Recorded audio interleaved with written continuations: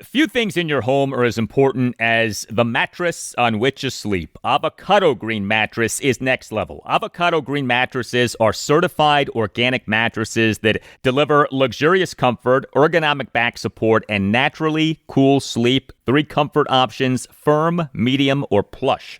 What does comfort mean to you? For me, comfort is sleeping cool. No tossing, no turning, just deep, refreshing rest. Avocado mattresses are built for your comfort.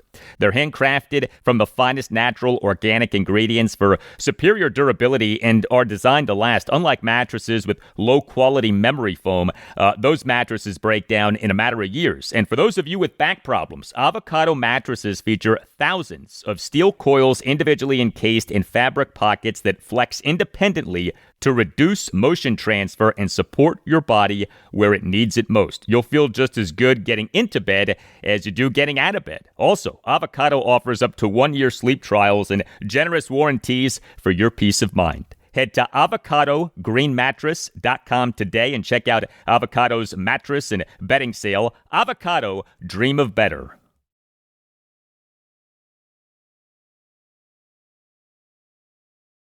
Well, if you're like me, you care about your car, but you're not the biggest fan of having to get work done on your car. This is where Rhoda comes in. Rhoda is a DMV-based auto shop that makes taking care of your car so easy, it feels like magic. Rhoda has a team of best-in-the-business technicians who can service any make and model across any maintenance or repairs and detailing. With over 1,000 Google reviews, Best Auto Shop on Yelp, and Nextdoor awards, your neighbors are loving Rhoda, and you will too. Rhoda is tremendous. You can book any car service online in under 3 minutes. Rhoda offers free towing or valet. Rhoda literally will pick up your car and bring it to the shop in Rockville, Maryland, service the car, and return it to you. Over 80% of Rhoda services are done on the same day on which they're booked. Rhoda offers price matching, honest flat pricing, and financing. Rhoda offers free inspections on your car and shares everything found via video and pictures. Drivers approve only what they want to. Visit Rhoda.com, that's RODA.com, and use the promo code GALDI20 for 20% off any service.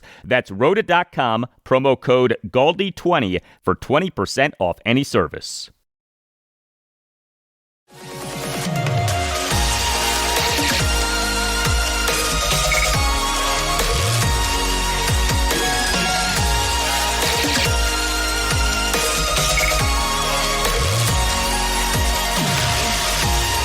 And away we go, episode 1173 of the Al Galdi podcast. It is Thursday, October 9th, 2025, the day after what you might call Black Wednesday. Black Wednesday in that it was confirmed that the Washington Commanders, for their game against the Chicago Bears at Northwest Stadium on Monday Night Football this Monday night at 8:15, will be wearing the all-black uniform, which is what the Commanders wore in the Hail Noa game of the Commanders' 18-15 walk-off win over the Bears at Northwest Stadium last October 27th. And Wednesday was Black Wednesday in a much different way for the Washington Nationals, as 1 week to the day of the introductory press conference for Paul Taboni as Nats president of baseball operations, we had major firings in the Nats front office per reports. Vice president and assistant general manager of player development and administration, Eddie Longo's gone. Assistant General Manager, Player Personnel, Mark Shalaba, gone. Director of Athletic Training, Paul Lassard, gone. Multiple scouts, gone. From Washington Post columnist Barry Zverluga in a post on X on Wednesday afternoon, one scout described Wednesday, quote, as a bloodbath, end quote. However, also per reports, is that Mike DiBartolo, who had been the Nats interim GM, is staying with the Nats, but with a yet-to-be-determined title. I don't celebrate people who, by all indications, are good people getting fired, but the Nats need change. Big-time change. So I can't blame Paul Taboni for doing what he's doing. Hello and welcome to this Thursday installment of the Al Galdi podcast. The Nats, in this, their 2025-2026 offseason, pretty clearly are undergoing a massive baseball operations revamping in the same way that the Commanders in their 2024 offseason underwent a massive football operations revamping. Hopefully, the Nats revamping works out as well as the Commanders revamping has. Coming up on the show, lots of Commanders conversation as the team on Wednesday afternoon practiced in preparation for this game against the Bears. The Commanders have yet to have a winning streak in the NFL's 2025 regular season. Will that change come Monday night off the 27-10 win at the Los Angeles Chargers this past Sunday? Next segment, the latest on three key Commanders offensive players making their ways back from injuries. Receivers Terry McLaurin and Noah Brown and right guard Samuel Cosmi. Will they play this Monday night? Also, analysis of a wonderful reality. The Commanders have an elite rushing offense, maybe the best rushing offense in the NFL. And the segment after that, more on the Commanders, including why I loved how head coach Dan Quinn and quarterback Jayden Daniels on Wednesday afternoon addressed questions about the Hail Noa. I'm guessing that a lot of you love this too. Also on the show, the Capitals. Their 2025-2026 regular season has begun, and it began with a loss. A 3-1 loss to the Boston Bruins at Capital One Arena on Wednesday night. And on the show, we'll talk Liberty football. The Flames, they got a much-needed win, a 19-8 win at UTEP on Wednesday night. You can hit me up on X at Al Galdi. You can email me, the Al Galdi podcast at yahoo.com. From One Man Show on X on him having attended the Commanders win at the Chargers, writes One Man Show. Galdi, me, and Vegas Redskins crew were at the game on Sunday. SoFi was easily 40% Redskins/Commanders fans. Beautiful stadium and game. LA fans were extremely nice. Tailgate was awesome. They do it proper. Shout out to them. JD5 is back, baby. Thank you for that one-man show. Glad that you guys had a good time. And one-man show in his post includes some terrific photos from his experience in attending the game. SoFi Stadium is an awesome stadium. Looks great. I think that a good bit of the Commanders' new stadium on the RFK Stadium site in D.C. will be influenced by SoFi Stadium. Speaking of SoFi Stadium, email from Brian Young on something that Fox NFL analyst Tom Brady said during the telecast of the Commanders win at the Chargers. Writes Brian, did you hear Tom Brady misquote Snoop for Tupac?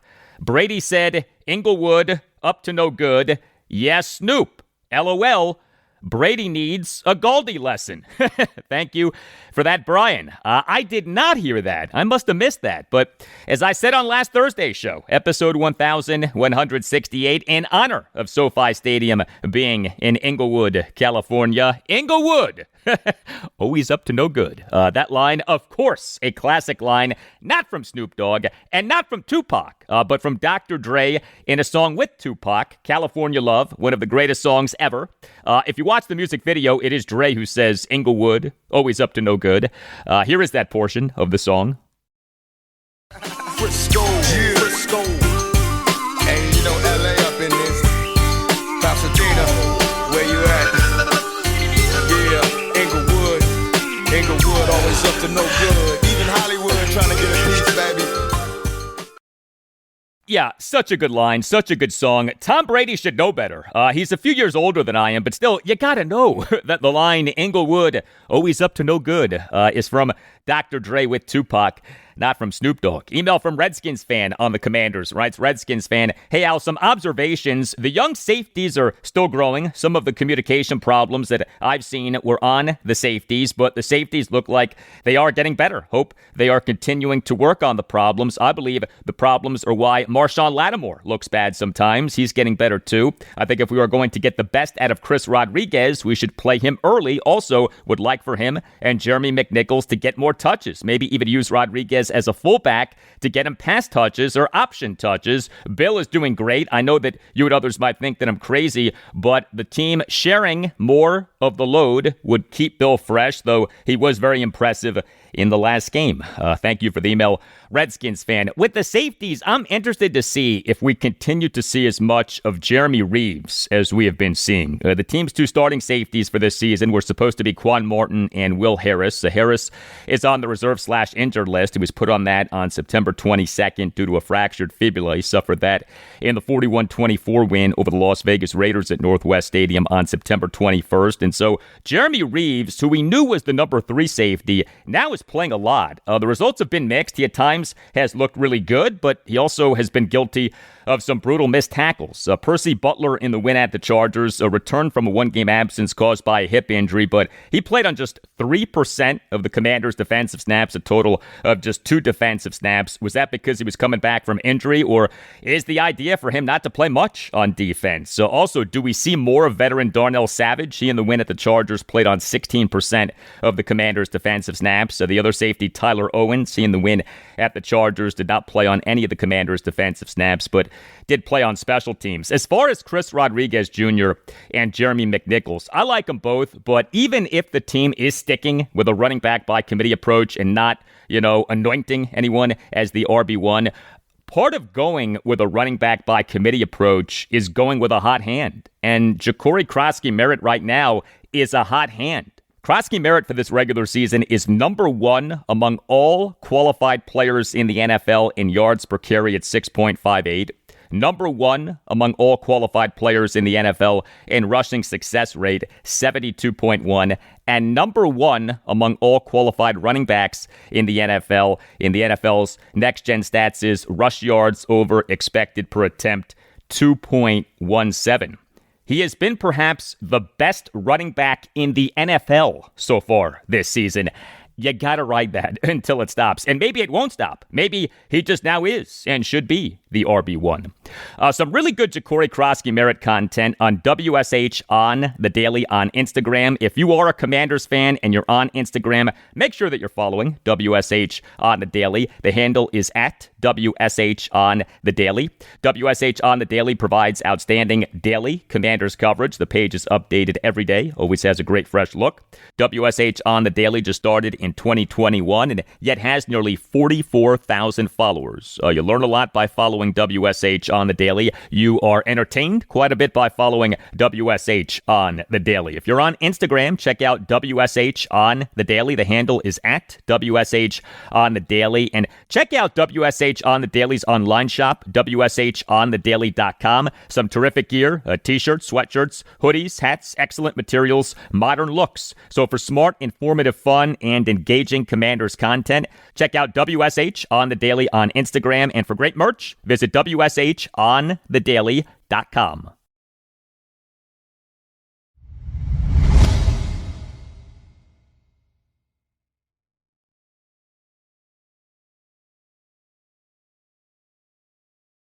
Hey, please consider subscribing to the podcast. If you're not already doing that, subscribing to the podcast costs nothing. Make sure that you never miss an episode and helps out the podcast a lot. And if you're already subscribing, thank you.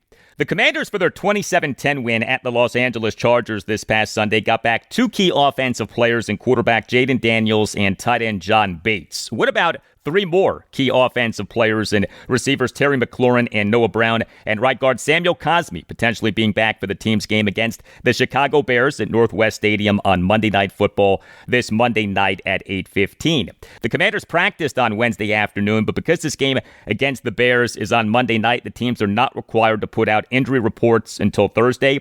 We do know this: Noah Brown and Sam Cosmi practiced on Wednesday afternoon, but Terry McLaurin did not practice on Wednesday afternoon. McLaurin has been inactive for the team's last 2 games, this due to a quadriceps injury that he suffered in the Commanders' 41-24 win over the Las Vegas Raiders at Northwest Stadium on September 21st. Brown has been inactive for the team's last 3 games, and things with Brown have been a little confusing. He, on the Commanders' injury reports for the last few weeks, has been listed as dealing with 2 injuries, a groin injury and a knee injury. We know that he and the Commanders' 27-18 loss at the Green Bay Packers on Thursday Night Football on September 11th suffered the groin injury. But what is the deal with this knee injury? Is this the same knee injury that he suffered during the offseason program? We on Wednesday afternoon had this exchange between Commanders insider Nikki Davala of The Athletic and head coach Dan Quinn during Quinn's pre-practice press conference. With Noah, what was sort of your expectation after he, suffered the injury he did in minicamp? And is he still dealing with lingering effects from that injury? No. Yeah, this is separate. Okay. And so when he had the knee from earlier, that part's doing better. So at Green Bay, that's when he injured the groin. So he's doing well. He's getting closer. And so, like with the extra day, that certainly helps. But we'll just see where the week takes us with he and Terry both.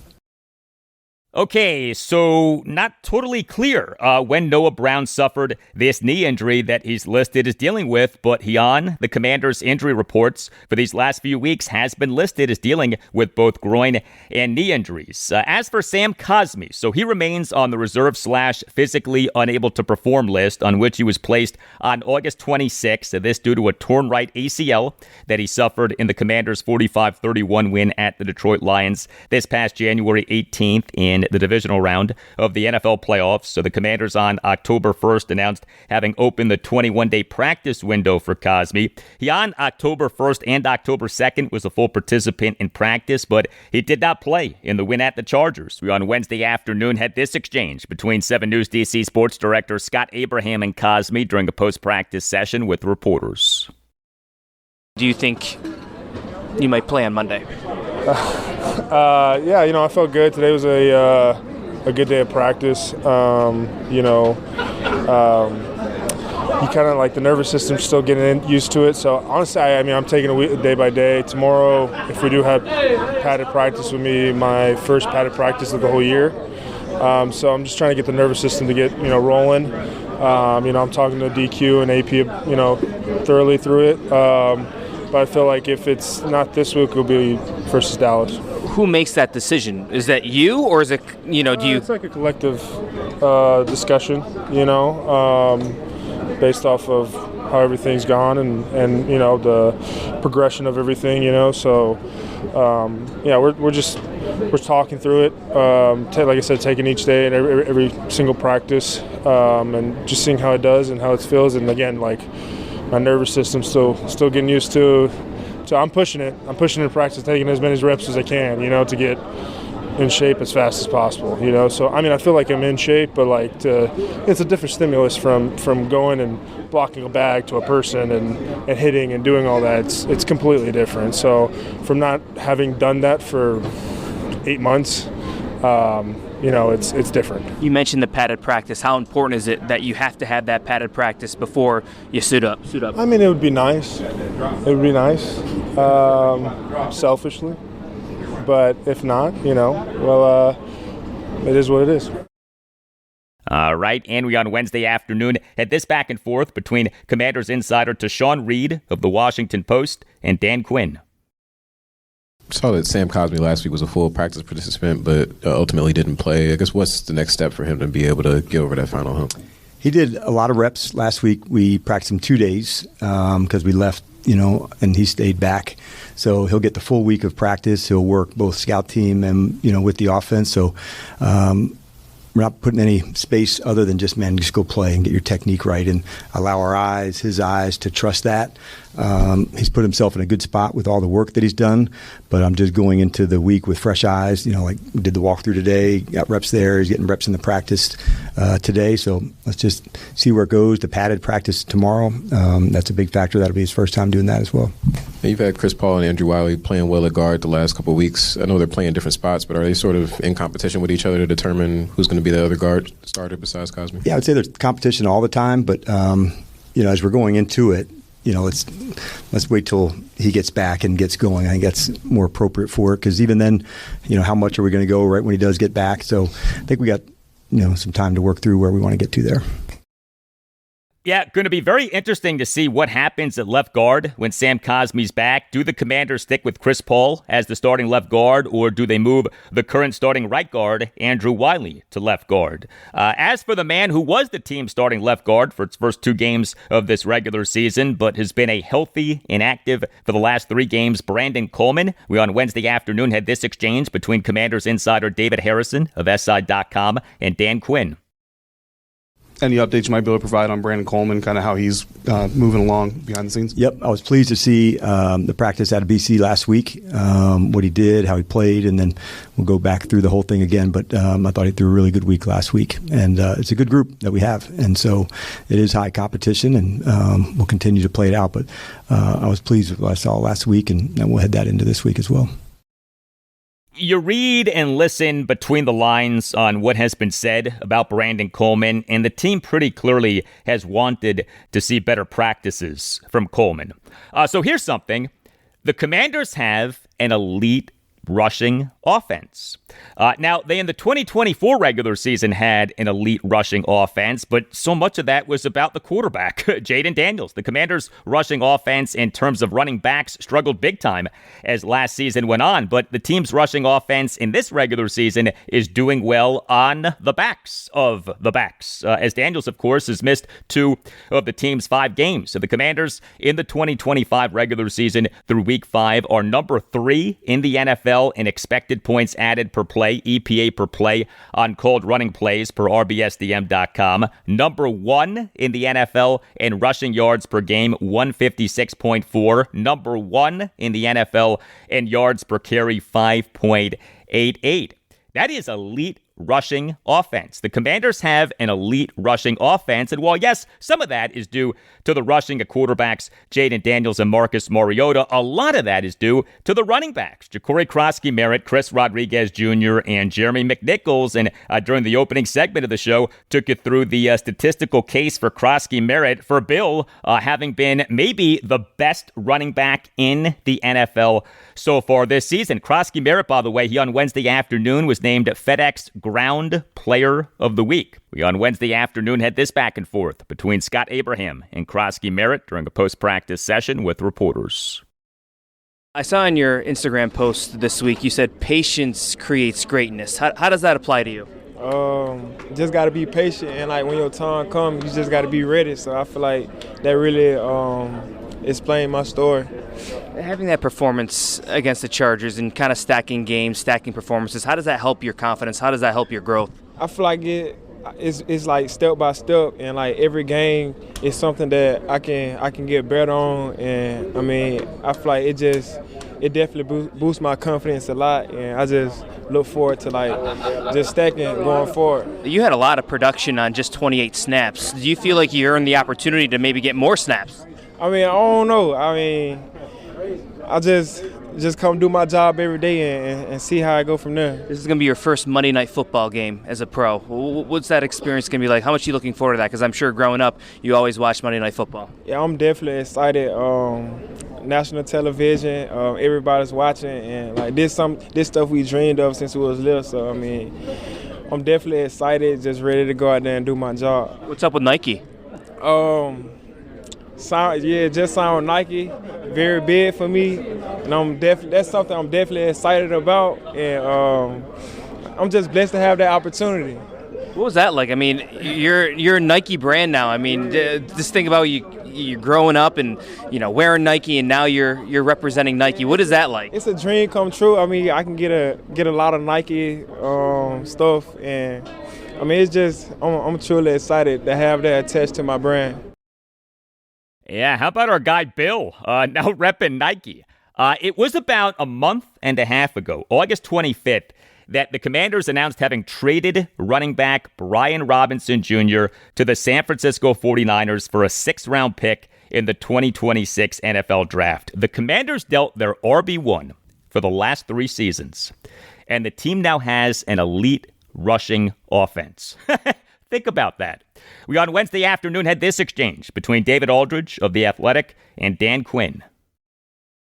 Dan, when you guys were in the midst of kind of deciding the running back room, obviously Brian was its own situation, but did you look at the guys that were coming back along with Bill and go, this could work? Like, it may be different, we won't have a bell cow, but this could work if we want to go down that road. And did that make it easier to kind of pull the trigger on Brian? Yeah, I think because you also had Austin into that space as well. And so which guys could you feature into the different spots? And we're comfortable doing that, David, about whether it's on offense or defense. That's a fine, but we're good. But what it does push you towards is what's the things that somebody can do best. And we felt they were complementary in their own ways. And I love how Bill's continuing to progress.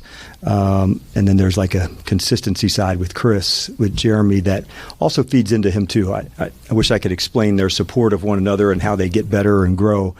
But having proof and examples of that from those three, and including, Austin from the training camp, that definitely gave us vision. This is a talented group. I knew it was going to be a good group going into camp. We felt that would be one of the more competitive ones there, and tight end or two and offensive line that speak to and the whole room was very competitive. You could feel the energy of this rep counts, this day counts.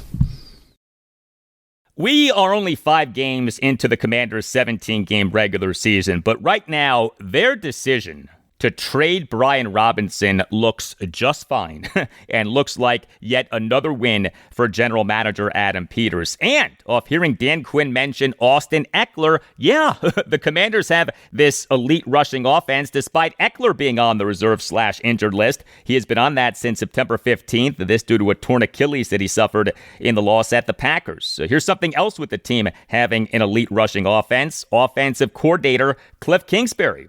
He has a quarterback at Texas Tech, was a product of the air raid offense. He has a coach who's had a lot of success with the air raid offense, but he has Commanders offensive coordinator has very much shown an ability to adapt and adjust and evolve, and he is scheming up elite rushing offense right now. Credit also to the Commanders run game coordinator / running backs coach, Anthony Lynn. But something especially interesting with the Commanders having this elite rushing offense is that they also are struggling in some offensive categories that in theory should be helped by having an elite rushing offense. First of all, the Commanders offense has been really bad on third downs. The Commanders for this regular season through week 5 are number 29 out of 32 NFL teams in third down efficiency, 32.7%, just 17 for 52. We on Wednesday afternoon had this exchange between David Harrison and Dan Quinn. You guys have the best running attack in the NFL right now, yet your third down percentage is, I think, probably not as high as you would like it to be. How do those two things kind of marry to each other, and what is it going to take from your offense to get that number higher? Yeah, two things I think we're still digging in on, like most things. We're still trying to get better at, some of our pre-snap fouls. We've had some of those that knock us into some longer ones. And the third downs, as you referenced, to say, how many of these can be smaller and closer as opposed to ones that have more time and distance onto them. So they do tie together. When do we, the thirds that are medium compared to thirds that are long. And so those are definitely ones that do tie together. But it's definitely, as we talked about, our leveling up. That's one of them.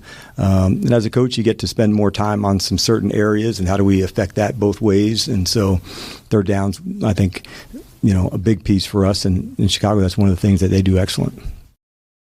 Yeah, the Bears for this regular season through week 5 are number 1 in the NFL in lowest opponents' third down efficiency, 29.3, just 12 for 41. One of the crazy things about the Commanders' win at the Chargers was that the Commanders won despite going just 2 for 7 on third downs and despite allowing the Chargers to go 9 for 16 on third downs. Also, the Commanders for this regular season through week 5 are number 28 out of 32 NFL teams in average time of possession per game, excluding overtime, at 27 minutes, 19 seconds. So how about that? The team has this elite rushing offense and yet is the 5th worst team in the NFL in average time of possession per game, excluding overtime. We on Wednesday afternoon had this exchange between Commanders insider Ben Standing of Last Man Standing on Substack and Dan Quinn. Dan, if I tell you there's a team that leads the league in rushing but is 28th in time of possession, can you explain how those things mesh? Because it seems they should be more in line, but not. Yeah, it would be. I think it's the whole factor of it. There's probably some games where we had too many long drives. Defensively that we didn't like. So I think it all kind of, works in together as we're going. I still feel like there's plenty of areas for us to improve upon. Third downs would be a big part of that as well, Ben, because obviously now there's some punts and some things that end some drives. So I think that's probably the closest correlation. When you're playing really well on third down, you have, more extended drives. If you're really effective on first and second downs, you could actually have less third downs, and you're just maintaining the ball. So we've got plenty of work to do on third down, but I would say going in, that could be one of the, the topics. I do want to say this. Time of possession can be an overrated stat. An NFL offense that's great at generating explosive plays might not necessarily rate well in time of possession. I would much rather my offense be great at generating explosive plays than my offense rate well in time of possession. But given that the Commanders' defense is, shall we say, a bit up and down, the team doing better in time of possession and keeping the defense off the field would be nice. And if the third down efficiency improves, then the time of possession should improve too. Hey, here's a way to go next level with your internet experience. NordVPN. NordVPN aims to make the internet a better place for everyone. Free the internet from online threats, censorship, and surveillance, and give yourself the ability to access content that isn't usually available where you live. NordVPN allows you to switch your virtual location. This allows you to watch sporting events that aren't usually available where you live. This is especially key if you're a Premier League fan. Switching your virtual location also allows you to save money by purchasing flights, hotel stays, and subscriptions from other countries at cheaper prices. NordVPN can pay for itself and then some. Also, NordVPN allows you to protect your private data like bank details, passwords, and online identity. And know this, one NordVPN account can be used on up to 10 devices. To get the best discount off your NordVPN plan, go to nordvpn.com/Galdi and get 4 extra months on a 2-year plan. There's no risk with Nord's 30-day money-back guarantee. That's nordvpn.com/Galdi, nordvpn.com/Galdi, and that link is in the show notes for this episode of the podcast.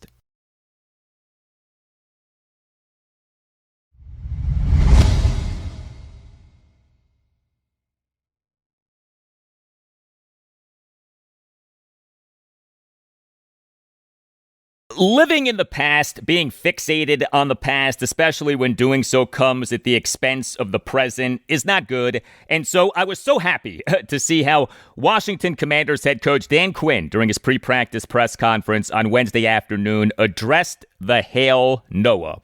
We, in Week 6 of the NFL's 2025 regular season, have the 3-2 Washington Commanders versus the 2-2 Chicago Bears at Northwest Stadium on Monday Night Football this Monday night at 8:15. The game, of course, is a rematch of the Hail Noa game, the Commanders' 18-15 walk-off win over the Bears at Northwest Stadium last October 27th on quarterback Jayden Daniels' walk-off. 1st and 10, 52-yard shotgun Hail Mary touchdown bomb to receiver Noah Brown. Dan Quinn on Wednesday afternoon got asked a good bit about the Hail Noa, and while he did talk about it some, he did a good job of making it clear that the Hail Noa happened last season and is not a part of this season, and that's 100% the way to approach this topic. We on Wednesday afternoon had this exchange between Commanders insider John Keim of ESPN and Quinn. Looking back at that game against the Bears last year, what was the impact you think? Obviously, Jayden was having a good year before that play, before that game, but was there an impact on him after that game or even on the team in general? I think, for one, he showed a lot of toughness. You know, he was coming back from getting banged up, and I thought for him, you know, like that just kind of solidified, I guess, what we already knew about the toughness and who he is and what he does. I think past that, man, just some belief, John. That would be the one, you know, thing that you're never out of the fight. You could tell from that answer that Dan Quinn was not looking to talk about the Hail Noa a whole lot. But yeah, the toughness displayed by Jayden Daniels in that game was something. He, for the game, was questionable due to a rib injury that he suffered in the Commanders' 47 win over the Carolina Panthers at Northwest Stadium on October 20th, 2024. And we since have found out that the rib injury was a broken rib.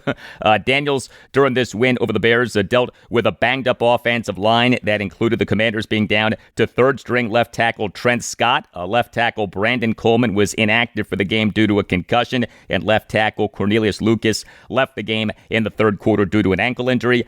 Daniels, during the game, was victimized by multiple drops by Commanders pass catchers. Daniels, in the game, was facing a Bears defense that had been very good, and yet Daniels threw for 326 yards and a walk-off Hail Mary 52-yard shotgun touchdown bomb. He committed no turnovers. He had 8 carries for 52 yards. He outplayed Bears quarterback Caleb Williams, who, of course, was taken by the Bears with the number 1 overall pick in the 2024 NFL Draft, in which the Commanders took Daniels with the number 2 overall pick. Jayden Daniels in the Hail Noa game authored a legendary performance. We, on Wednesday afternoon, had this exchange between David Aldridge of The Athletic and Dan Quinn. I'm sure you've already been asked 700 questions about the Hail Mary. I just wondered what's going through your mind as you see the ball in the air, and you know the likelihood of this working is very small. Like what's going through? Yes, I would say, and one, I don't mind the question. It was one of the most fun chapters of last year. It is last year's story. It's not this year's, but probably like most of us, there's like the longer a scramble goes on a Hail Mary, at least you know the ball is going to get off. So you're not looking down the field too early, but to make somebody miss, you're waiting, and then probably like most of us, a collective gasp. And so I don't know if there was a lot of activity in that little space in between from like he's going to get it off to the catch. I think like everybody just like shit, and you're waiting and not knowing, and so like that's probably the space that I was at. But it's a play that's also, and I think Aaron Rodgers probably been one of the best that I've seen going against it, of buying time, when to go, how high you have to throw it to create trajectory to go down, because you have to have time for the players to get down the field so far. So it's something that the guys work on. But it was rare and fun and all those things. Okay, so Dan Quinn right there addressing the Hail Noa in an expansive, good-natured way, but he moments later made it clear that he is not talking to his team at all about the Hail Noa. Take a listen to this back and forth between Commanders insider Liam Griffin of the Washington Times and Quinn. Hi, Coach. On the same topic, when you're helping the guys prepare this week, how much do you talk about that play and the end of that game versus recognizing Chicago's a different team this year and you have a whole different week of preparation ahead? Yep, that was the first I talked about it right there. You haven't adjusted with the team at all? 0. Do you plan to? None. Gotcha. That's all I had. Thanks. This last year's story, it was awesome. We loved it, but it doesn't apply to this week's game at all unless we get into that exact scenario and that exact situation. So then we can talk about it. But until then, we got a lot of stuff to get better at and work on to get ready. Excellent, Dan Quinn. The Hail Noa quote. That's last year's story, end quote. Absolutely correct. And also downplaying the Hail Noa nostalgia was Jayden Daniels during his post-practice press conference on Wednesday afternoon. Take a listen to this exchange between Commanders insider Tom Shad of the Washington Post and Daniels. I know last year was last year, but there's a lot of attention on the Hail Mary, obviously playing the Bears again. What is your biggest memory of that night, and then what is the biggest takeaway for you from that play? I don't know. I don't want to talk about it. I just leave that last year. It speaks on is about itself.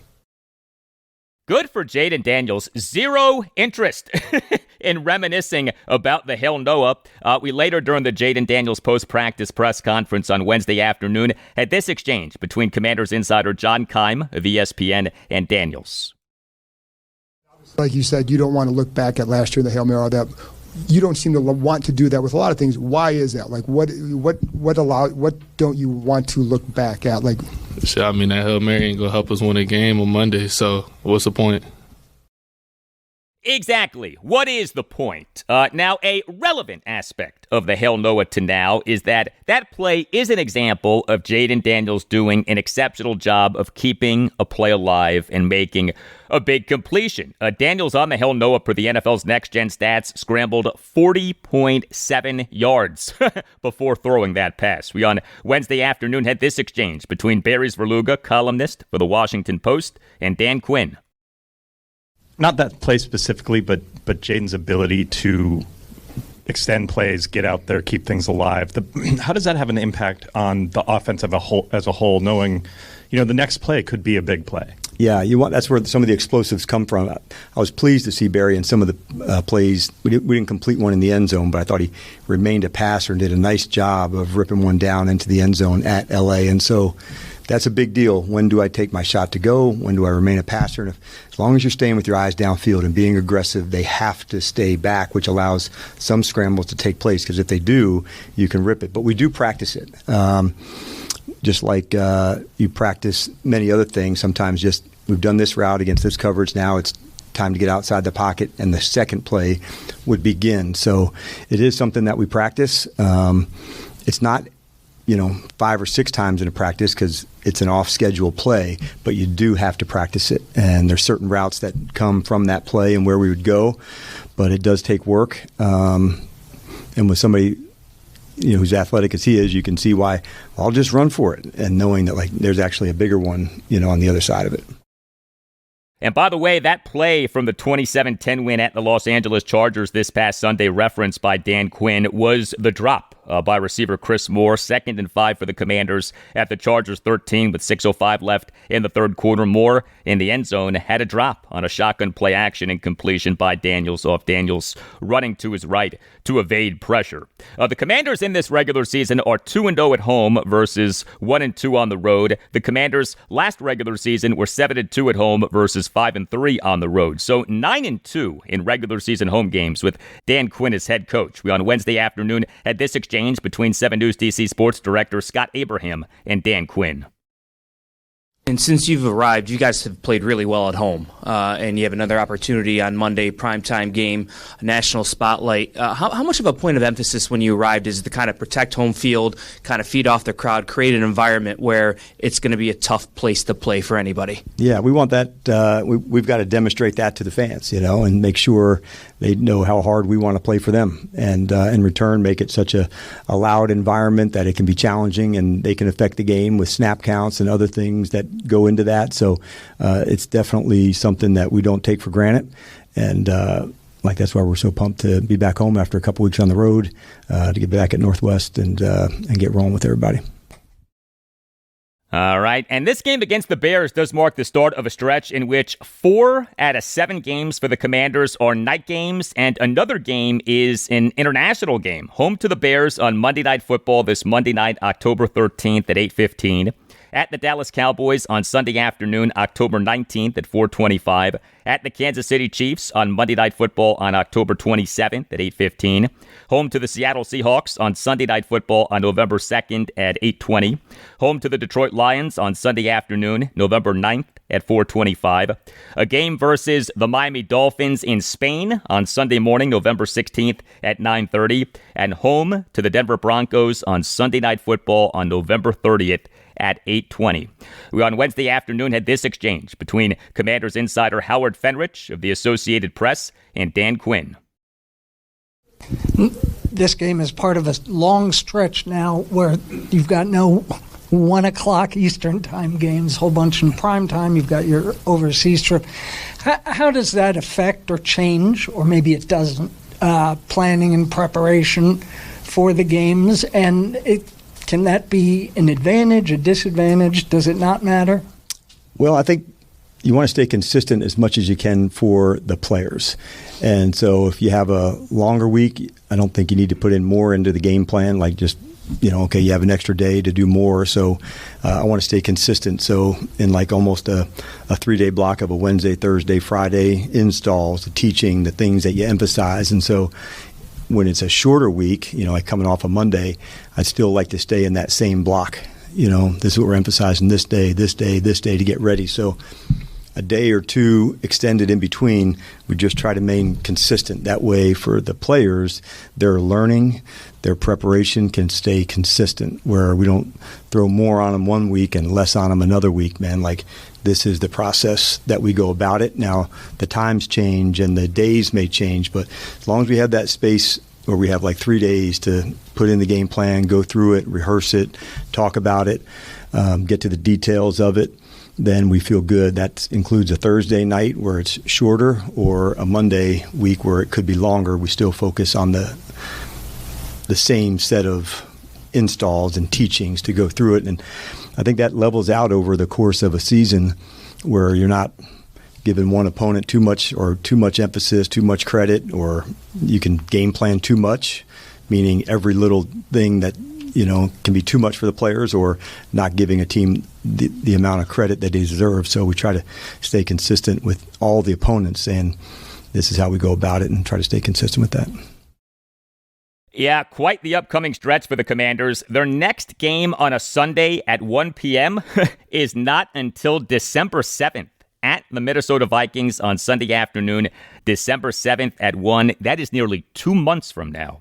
Catering by Uptown. It provides catering to perfection, whatever event you're planning, especially a wedding. Visit cateringbyuptown.com. Mention that Al Galdi sent you and see what Catering by Uptown can do for you. If you are planning a wedding and you're searching for answers, searching for direction, searching for guidance, visit cateringbyuptown.com. Mention that Al Galdi sent you. See what Catering by Uptown can do for you. Catering by Uptown provides both great service and a great price. Catering by Uptown is a family business. It is run by the Pereiras. So they are great Commanders fans, loyal supporters of this podcast. Catering by Uptown specializes in handling everything so that you don't have to. Catering by Uptown understands that special events deserve to be celebrated in style and thus takes care of every detail so that you can enjoy your event. Great service, amazing cuisine, and reliability are the foundation of what makes Catering by Uptown one of the most referred caterers throughout Maryland, Washington, D.C., and Northern Virginia. And know this, if you go to cateringbyuptown.com and click on venues, you can set up your own personal tour of one of Catering by Uptown's premier venues, including outstanding waterfront venues. Catering by Uptown offers the ability to coordinate services at over 100 of the best reception halls, vineyards, farms, historic homes, event venues, banquet facilities, and wedding venues in the area. Visit cateringbyuptown.com and make sure that you mention that Al Galdi sent you. That's cateringbyuptown.com and make sure that you mention that Al Galdi sent you.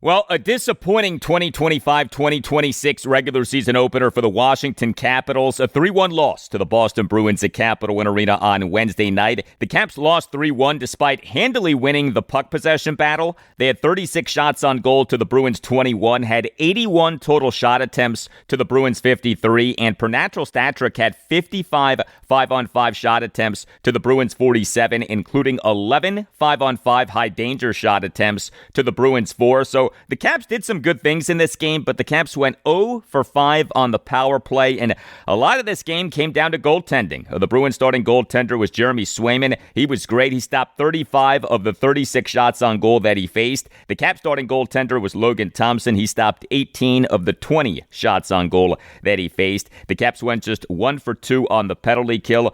Their lone goal was an even-strength goal by second-line right wing Tom Wilson, 7:03 into the third period. Your lines for the Caps in this 2025-2026 regular season opener. Top line, left to right, Alexi Protas, Dylan Strome, Alex Ovechkin. Second line, Connor McMichael, Pierre-Luc Dubois, Tom Wilson. Third line, Anthony Beauvillier, Hendrix Lapierre, Ryan Leonard. Fourth line, Brandon Duhaime, Nick Dowd, and Justin Sordiff. Your defense pairings, number 1, Martin Fehervari and John Carlson. Number 2, Rasmus Sandin and Matt Roy. Number 3, Jacob Chychrun and Trevor Van Riemsdyk. Healthy scratches included winger Sonny Milano and defenseman Declan Chisholm, and defenseman Dylan McElrath is on the injured reserve list on which he was placed on Monday. This due to a lower body injury that he suffered in the Caps' preseason-ending 2-1 win over the Columbus Blue Jackets at Capital One Arena this past Saturday night. With Alex Ovechkin in this regular season opener in his age 40 season, he had no points, but he did have 9 total shot attempts, including 3 shots on goal. He, on the first day of 2025 Caps training camp, September 18th, suffered a lower body injury. He did play in each of the Caps' final 2 games of the 2025 preseason. During head coach Spencer Carberry's post-game press conference on Wednesday night, had this back and forth between Tom Gallitti of NHL.com and Carberry, and then you'll hear a follow-up exchange. You kind of hinted at the other day that Obi might need a little time to get up to speed. What did you see in him tonight? A little rusty too? Yeah, rusty with the puck. That's what I saw. I mean, he had some good opportunities, some good looks, but some situations that like he would like to do more with. But it'll take some time and he'll get back into it. Can you just explain with the power play? He wasn't on the second unit sometimes, a few times. Yeah, I thought like just a couple times where he goes through, like I'm monitoring shift length, so he had a 5-on-5 shift, then a power play, right back to back. So that's puts him in a tough spot from playing 3 minutes in a row. And same thing on that 5-on-3, where he's out there for the 5-on-4, then the 5-on-3, and then we come back out. So those are times where, look, I got to help him. It's not quantity, it's quality with O now at this point in his career. So it's my job to find him that quality. And so I got to make sure that his minutes are where they need to be, and we're utilizing him in the spots to use his strengths and what he does at an elite level at this point in his career. On a similar level, are you expecting that to be more situational, or are you expecting him to spend a lot of time not playing on that second? For sure, situational. Like he'll play most of the time on that second unit, I would bet, but it's just situational. Like we'll look at times where, whether he's gone on a shift, like I said. So it's purely situational, because at the end of the day, there's a lot of times where he's tired, so no one else in the league other than maybe Willie Nylander plays the full 2 minutes, right? So at that minute mark, most guys are tired and go off, right? He's no different. He's a human being. He's tired too, but his tired is on the power play is better than most people's fresh. So that's where you use him when he's a little bit fatigued, and you can use his shot, and so it'll be purely situational. All right, good insight from Spencer Carberry on his usage of Alex Ovechkin. Also with the Caps on Wednesday night, Caps owner Ted Leonsis, he in a letter posted to LinkedIn said that any YouTube TV subscriber at Capital One Arena on Wednesday night could stop by Suite 104 for a card, giving that person a 1-year free subscription to Monumental Sports Network. How about that from Ted? Monumental Sports Network is currently involved in bitter disputes with YouTube TV and Hulu Plus Live TV. But the game on Wednesday night was on YouTube TV. I watched the game on YouTube TV because the game was on TNT. Next up for the Caps are games in New York on back-to-back nights this weekend, at the New York Islanders Saturday night at 7 and at the New York Rangers Sunday night at 7.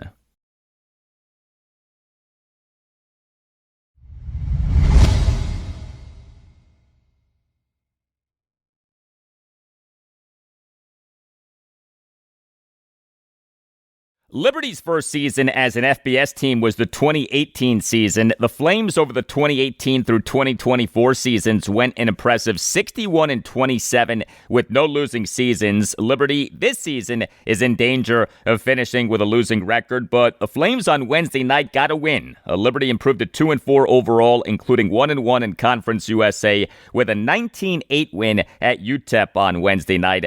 This was a battle of two struggling teams. Each team came into the game 1-4 overall, including 0-1 in Conference USA. The big item with this game for Liberty is that its QB1 was back. Coastal Carolina transfer Ethan Vasco, he returned from a one-game absence caused by a shoulder injury and was solid. Vasco went 19 for 33 for 243 yards, no touchdowns and no interceptions. He took one sack, which was for a 7-yard loss. He had 13 carries for 38 yards and a touchdown when you take out the sack that he took. Liberty had a yards per play of just 4.86, but had 403 total net yards of offense to UTEP's 167, won the time of possession battle by 19 minutes, 54 seconds. Liberty very much controlled this game. Next up for Liberty, home to New Mexico State, Tuesday night at 7.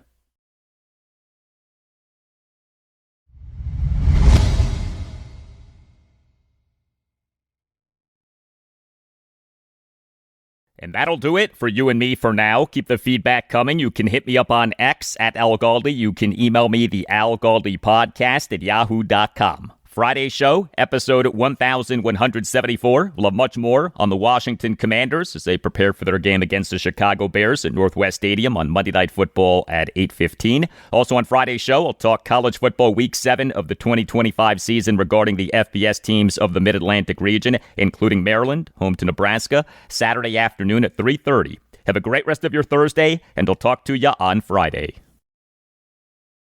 Frisco, Frisco. Hey, you know LA up in this. Pasadena, where you at? Yeah, Inglewood always It's up to no good. Even Hollywood trying to get a piece, baby.